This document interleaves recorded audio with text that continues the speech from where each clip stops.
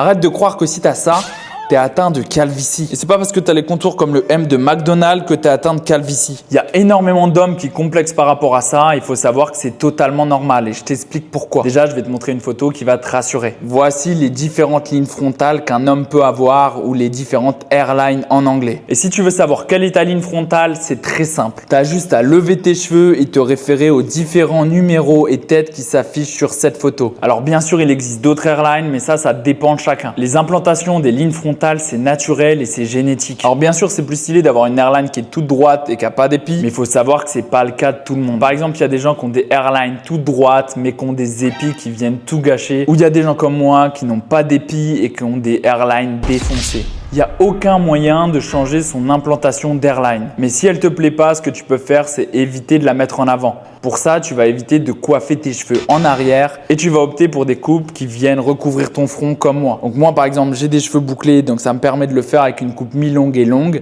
Mais si tu as des cheveux lisses ou pas bouclés, ce que tu peux faire, c'est faire une frange ou une coupe casquette ou même une French crop, ça va très bien. Comme ça va éviter de la faire ressortir.